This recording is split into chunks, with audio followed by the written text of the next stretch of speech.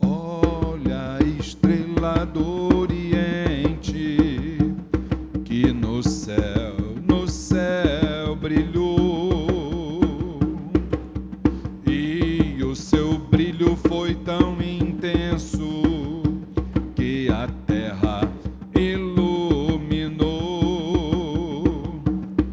estrela que guiou. Alô? Queridos irmãos, muito boa noite a todos. Sejam bem-vindos ao Templo Estrela do Oriente, a casa da Cabocla Jurema da Praia. Que a luz do universo de nossos guias e orixás possa contaminar nossas mentes e corações. Está parecendo que o pessoal hoje está com medo de vir, né? Todo mundo com frio, ou com medo de andar à noite, alguma coisa assim, né? Mas, para quem já fez gira sem ter ninguém na assistência, nós já fizemos, eu e Dona Flávia, uma vez. Não estávamos aqui ainda. Mole não. Estávamos lá no Templo Caminho da Paz. A gente fez uma gira sem ter ninguém na assistência. E a gira aconteceu. Mole não. Mas olha, sejam bem-vindos. Vocês que são poucos, mas é o tal negócio, né?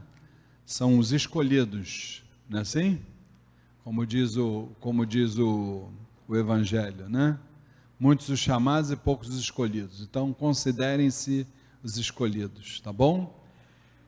Estamos aqui no nosso quadro Umbanda em Debate, todas as segundas-feiras, das 7 às 7h30, nosso boa noite especial também, para quem nos acompanha através da fanpage facebook.com/Templo Estrela do Oriente, né? Então, todas as segundas-feiras estamos aqui trocando conhecimento, trocando informações, trocando sentimentos e vamos que vamos, né? A gente começa sempre dando a oportunidade de algum irmão que não tenha vergonha, né? Claro, e queira começar fazendo uma pergunta. Olha, nem terminei, o meu irmão César levantou o braço primeiro, mas primeiras damas, então por favor, né? Vamos lá, Cristiano. Boa noite, minha irmã. Oi, boa noite. Seu nome, desculpe. Vanessa. Vanessa, diga Vanessa, tudo bem? Eu queria saber, porque a gente vê alguns vídeos, né? Obaluaê / Omulu. Eu queria saber qual o significado disso. A diferença, né? Tá. Vamos lá. Oba, Senhor, Lu, da, Aie, terra, Senhor da terra. Omolu, Omo, homem, Lu, também Senhor, Senhor dos homens, Senhor que ajudou a fazer os homens, que os homens da terra vieram e da terra vão retornar, não é isso? Então, são pouquíssimas as diferenças de um orixá para o outro. Eu diria até que um é o desdobramento do outro. O que a gente observa é que Obaluaê é mais cultuado nas tradições mais africanistas da Umbanda e principalmente nos candomblés, entendeu? Então eles cultuam mais esse orixá com a denominação Obaluaê. E o Omulu mais para a Umbanda tradicional, aquela Umbanda mais, vamos dizer assim, sem querer rotular, né? Mas aquela Umbanda mais cristã, mais espírita, né? E as mais africanistas trabalham mais o Obaluaê. Se a gente pegar ali, a diferença básica, muitas vezes é o sincretismo, né? Porque o sincretismo de Omulu, que é essa imagem que está aqui na nossa frente, aqui no Templo Estrela do Oriente, esse orixá é sincretizado em São Lázaro e a data é 17 de dezembro, né? Já o Obaluaê é sincretizado em São Roque, que foi agora no último dia 16 de agosto. Olha, basicamente só isso, porque o resto, Senhor da Transformação, o orixá da saúde, atuando nas casas de saúde, entendeu? Na transformação humana, entendeu? O elemento terra, a pedra é a mesma, a essência é a mesma, a pedra é a turmalina negra, a essência é o cravo, tudo praticamente igual. O que muda de um para o outro é a abordagem. Um é mais abordado numa umbanda mais africanista e nos candomblés, caso Obaluaê, e o Omulu mais nessas umbandas mais tipo cristãs, espíritas e etc, entendeu? Mas acabam se convergindo. Acho que ela quer fazer mais uma pergunta, meu irmão Cristiano, ou complementar essa pergunta. Diga. Então, aqui no templo é cultuado como Omulu, né? Nós aqui, na verdade, minha irmã, a gente tem assim nesse ponto, uma mente assim muito aberta, entendeu? Hoje, por exemplo, nós vamos cantar um pontinho para seu Obaluaê, reverenciando ele, entendeu? O Omulu a gente já não faz atualmente, porque a gente fazia nas nossas sessões de praia, que infelizmente a gente não está tendo mais condições de realizar, né? A gente fazia na praia, lá também fazia Iemanjá, mas a gente tem uma mente assim muito aberta. Se tiver que cantar para orixá, a gente canta mesmo, não há problema, entendeu? Agora, o assentamento mesmo a gente tem aqui, é o de Omulu, que está assentado aqui na nossa casa, tá bom? Tem a pergunta lá atrás do nosso irmão César, ele veio hoje, segundo ele me disse, com o repertório dele lotado de perguntas, isso é muito bom. Fala, meu querido irmão. Boa noite. Daqui eu já vi que ele ficou vermelho, já ficou com vergonha. Não. Fala, César. A pergunta que eu faço, Luiz, é qual é a relação com base naquela máxima que tal médium, tal guia e vice-versa. Aonde termina a influência da entidade que o médium carrega, que todos nós carregamos as suas, no comportamento dele no dia a dia e vice-versa. As características, o comportamento da pessoa, onde existe a influência da entidade que trabalha com ele, da entidade que anda com ele, da entidade que protege ele, até onde isso vai? Vamos lá. É boa pergunta. É assim, a influência da espiritualidade como um todo, não só das entidades, mas também dos orixás, né? Que a gente escuta muito até essa questão, eu sou filho de Ogum, então eu sou guerreiro, sou trabalhador, eu sou filho de Xangô, então eu sou justiceiro, né? Não tolero injustiça, eu sou filho da Oxum, choro pra caramba, entendeu? Então isso se dá de uma forma assim muito pequena, muito diminuta, entendeu? Por quê? Embora essas características possam influenciar de uma forma assim bem acanhada, por quê? Porque a espiritualidade sabe, César, que eles têm o dever, né, de estabelecer um limite, entendeu? E aquele limite ele é intransponível, aquele limite ele só é ultrapassado assim, raríssimas ocasiões. Então, a entidade que a gente carrega, o orixá que a gente carrega, vai depender muito mais da nossa questão comportamental, da nossa questão, do nosso amadurecimento, das nossas escolhas, das opções que a gente faz na vida, entendeu? Isso vai influenciar muito mais. Não que eles não estejam de forma nenhuma ligadas a nós, muito pelo contrário, eles estão sempre à nossa disposição. O grande problema é que nós estamos aí, vamos dizer assim, num mundo, principalmente essa parte aqui do Ocidente, nós estamos vivendo um mundo muito materialista, né? Excessivamente materialista. Então, muitas vezes a gente está desconectado desses guias, desconectado desses orixás, e aí a gente fica, como é que se diz, sem ter esse elo de comunicação, mas não, aí já não é de cima para baixo, aí o problema é de baixo para cima, entendeu? Exatamente por causa dessa nossa desconexão. O ideal é que a gente viva espiritualmente na matéria, né?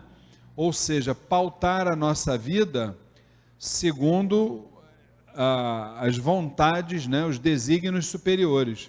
Que quando isso acontece, é muito mais fácil, quando a gente está conectado e acontece um problema qualquer na nossa vida, né, nas demandas do dia a dia, como a gente costuma dizer, é muito mais fácil, a gente não precisa nem gritar, e eles já ouvem a gente, entendeu? Eles já sabem o que a gente necessita. Agora, quando a gente está desconectado, isso se torna um problema. Por quê? Porque você vai ouvir muita coisa. A única coisa que você não vai saber discernir o que vem do bem e o que vem do mal, entendeu? É em função dessa desconexão. É mais ou menos por aí, tá, querido? Bom, temos aqui a pergunta que chegou para nós, da semana passada, nos enviou a irmã chamada Adriana, ela diz que é do bairro de Braz de Pina. Ela pergunta assim: por que existe uma rotatividade tão grande nas assistências dos terreiros? Oi, Adriana, espero que você esteja nos assistindo, nosso Saravá Fraterno. Adriana, veja bem, isso é fato que você está dizendo, existe realmente essa rotatividade bem grande nas assistências, e eu posso falar aqui pelo Templo Estrela do Oriente, não posso falar pelas outras casas, né? Uma coisa, Adriana, precisa ficar bem claro: a Umbanda que nós praticamos aqui na nossa casa, por acaso a gente estava até conversando sobre isso hoje na hora do almoço, ela nunca teve, nem nunca terá o propósito de chamar ninguém para vir para cá para dentro. Em primeiro lugar, aquele negócio, vamos lá no centro, vamos lá tomar um passe, conversar com o caboclo e tal. Eu nunca fui disso na minha vida. A nossa casa aqui não estava nem aberta ainda. Uma das primeiras orientações da nossa mãe Jurema foi exatamente essa: eu não quero que chame ninguém, seja para trabalhar como médium, seja para assistência, não quero que chame ninguém para ir na minha casa. Por quê? Porque a pessoa que entra dentro do nosso terreiro, seja para trabalhar como médium, seja para assistência e tal, ela precisa vir de acordo com os desígnios do seu coração, o coração da pessoa que tem que dizer isso. Não somos nós que temos que induzir.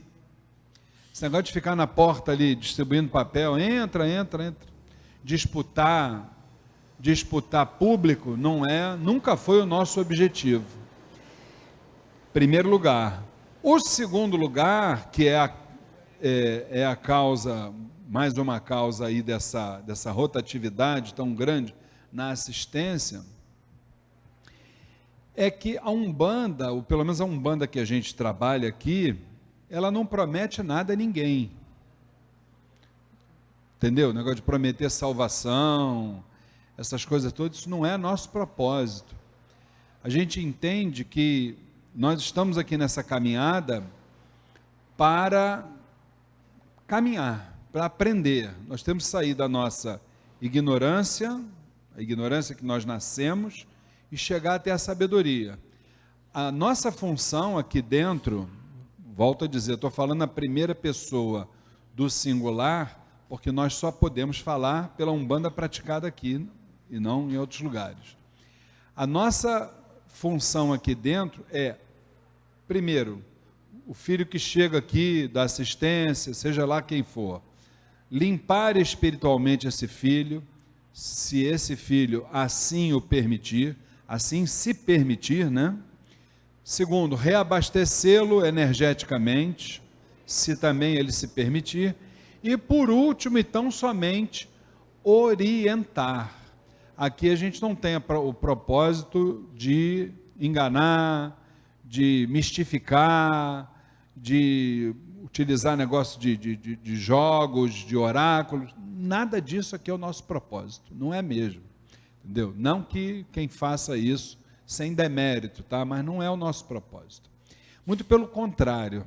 A forma como nós trabalhamos aqui, e aí eu posso dizer que é uma questão assim muito individual, é de procurar incomodar.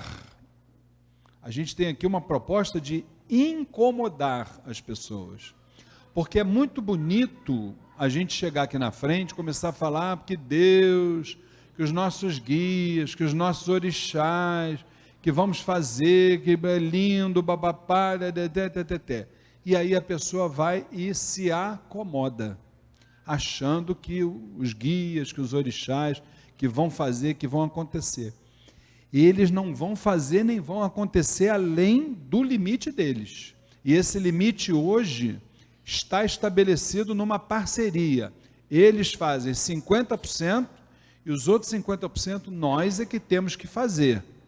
Aí quando a gente, como é o nome dela? Adriana. Aí quando a gente adota esse tipo de discurso, é com o objetivo de incomodar as pessoas. Porque se não for para incomodar, o ser humano se acomoda e fica esperando que o Exu, que a Pombagira, que o Caboclo, que o Preto Velho vai bater lá na porta da casa dele e vai trazer tudo prontinho para ele poder acontecer na vida dele. E não vai acontecer isso nunca. Mas nunca vai acontecer isso. Não vai mesmo. E aí esse tipo de discurso, ele vai na contramão do que a gente escuta em outros segmentos, que é teoria da prosperidade, você vai ser salvo, pare de sofrer, não sei o quê. Aqui não rola. Por isso é que a rotatividade é tão grande. A pessoa chega, não escuta aquilo que ela gostaria de escutar, ou as coisas não são resolvidas no tempo que a pessoa acha que deveria estar resolvido, vai à luta, vai para outro lugar. É assim que funciona. Isso aí chama-se imediatismo.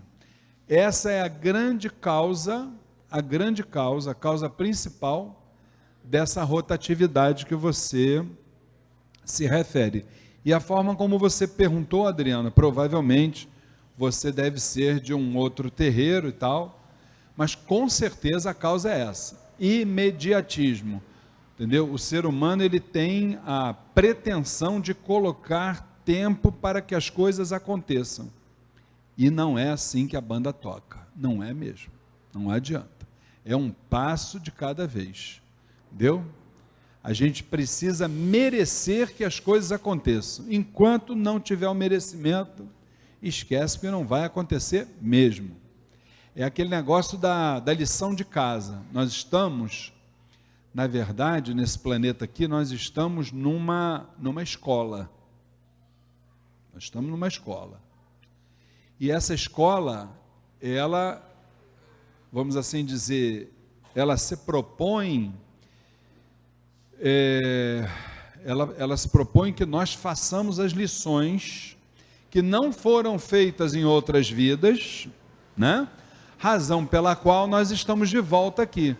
E enquanto nós não aprendermos a fazer essa lição, nós vamos voltar para cá ou para outras dimensões, quantas vezes forem necessárias. Entendeu? Então, quando você adota um discurso desse, quem está querendo que a coisa se resolva assim, ó, no estilo caldo de cana, sabe como é que é caldo de cana? Bota de um lado e já sai pronto do outro. Aí não rola. Aí não vai rolar não, porque aqui não é fábrica de pastel para ter caldo de cana. Tá bom, minha irmã Adriana? Espero que você esteja nos ouvindo. Uma outra pergunta que nós temos aqui é a irmã Lúcia. Ela diz que é do bairro de Parada de Lucas, que nos assiste todas as semanas, e ela pergunta aqui, na subjugação, o obsediado, caso queira, poderá se curar através do Evangelho? Lúcia, minha irmã, nosso saravá fraterno, espero que você esteja nos ouvindo. Veja bem, para quem não sabe, a subjugação é um dos mais trágicos processos obsessivos, e são aqueles processos obsessivos normalmente que o ser humano está encarcerado dentro de uma dependência química, de uma casa de saúde psiquiátrica, entre outras realidades bem trágicas, entendeu? Agora, eu vou ser muito sincero com você, Lúcia. Isso até pode acontecer, a pessoa se curar através do Evangelho, nesse estágio, né? Nessa subjugação, mas é muito difícil, sou muito franco, muito difícil, porque a pessoa, quando está nesse processo de subjugação, ela não tem uma coisa importante, que é o discernimento. Se a pessoa não souber discernir, entender o que está escrito ali no Evangelho, não tem como. A pessoa, quando está nesse tipo de processo obsessivo, em primeiro lugar, ela precisa também de um tratamento material, através da medicina, psicologia, psiquiatria, neurologia, seja lá o que for. Precisa de um tratamento paralelo, entendeu? Porque senão não rola. Não é por nada. Quem está nesse processo está com o seu campo vibratório completamente obstruído. Quando isso acontece, não adianta você ficar mensagem, que vai entrar por um ouvido e vai sair pelo outro. O ouvido da alma não escuta. Então precisa de algo em paralelo para que essa pessoa tenha vamos dizer assim, a condição de se recuperar, de recuperar sua autoestima, uma série de fatores, e aí sim aumentar as suas chances de cura. Que, vou dizer sinceramente, nesse tipo de processo obsessivo, a chance de cura é bem pequena mesmo. Existe a possibilidade, mas é bem pequena, tá bom?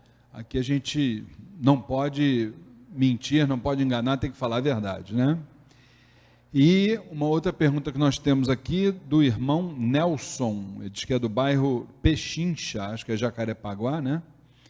Até que ponto posso ter a certeza de que não estou interferindo na minha incorporação? Nelson, nosso saravá fraterno. Irmão, veja bem, realmente quando a pessoa está, principalmente no início da caminhada espiritual, na jornada mediúnica, a pessoa tem essa dúvida, né? Se sou eu que estou falando, se é a entidade que está falando. Existem duas questões que são fundamentais nisso aí. A primeira delas é a sua transformação interior, sua reforma moral. Porque quando a gente se transforma interiormente, a gente está dentro de uma perfeita sintonia vibratória. Quando a gente está dentro dessa perfeita sintonia vibratória, o que é perfeita sintonia vibratória? É vigilância dos nossos pensamentos, das nossas palavras, das nossas ações. Quando a gente vigia o pensamento, as palavras e as ações, com certeza absoluta, nós só conseguimos atrair para perto de nós as mais altas vibrações celestiais. Aí as dúvidas começam a se dissipar. Só que em paralelo com essa transformação moral, o estudo é fundamental, entendeu? Porque a transformação moral, ela se dá a partir do coração, que é a fé, e o estudo é a razão. Então, quando você junta razão e fé, você trabalha dentro de uma fé raciocinada, tudo caminha, tudo flui de uma forma bem mais transparente, bem mais... você tem condições de discernir a mensagem, entendeu? Quando nós estamos dentro de um desenvolvimento e a gente precisa, muitas vezes, observar determinados médiuns trabalhando, a forma mais prática disso acontecer é através da mensagem, entendeu? O médium, quando está colocando, está transmitindo a mensagem, a gente já sente ali se existe a interferência do médium ou não na mensagem, entendeu? Só que isso é só com estudo, volto a dizer, com a transformação e com o tempo, né? O tempo, ele coloca tudo nos seus devidos lugares, tá certo? Eu espero, de alguma forma, ter colaborado e ter tirado as suas dúvidas, meu querido irmão Nelson. Alguém ficou com dúvidas? Ainda temos aí 2 minutinhos. A nossa irmã pode perguntar à vontade, minha irmã. Diga. Vanessa, né? Diga, minha irmã. Eu queria saber o seguinte, quando a gente já nasce, a gente já traz os orixás que vão regir a vida da gente, como se fossem os signos? E se isso acontece, no caso da gente reencarnar, serão os mesmos?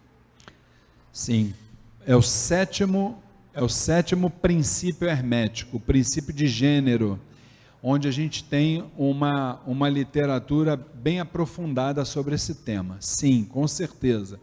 Nós não só nascemos com os orixás, um masculino e um feminino, como também esses orixás transcendem as nossas encarnações.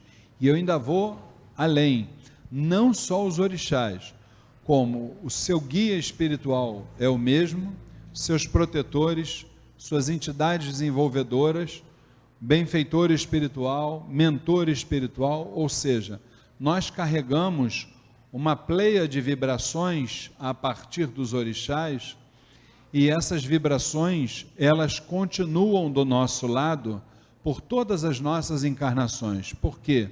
Porque essas vibrações no espaço são magneto, elas voltam para a origem. Se na origem elas não trocam de forma nenhuma de gênero, ou masculino ou feminino, elas permanecem conosco dentro daquilo que a gente conhece como a nossa glândula pineal, onde estão todos os nossos arquivos, e a partir dali a gente caminha com todos eles. Se nós temos o conhecimento de quem são os orixás ou esses outros espíritos que eu falei, isso é uma outra discussão, tá? Mas que são os mesmos, isso está bem fundamentado dentro do hermetismo, os 7 princípios herméticos. Tá bom, minha irmã? Bem, meus irmãos, estamos em cima da hora, a gente termina hoje aqui. Tem uma perguntinha? Então vamos lá, ver se dá para a gente responder ainda hoje. Como é o nome da pessoa? Ana Cláudia. Ana Cláudia, pode falar. Existe quem nasceu feita?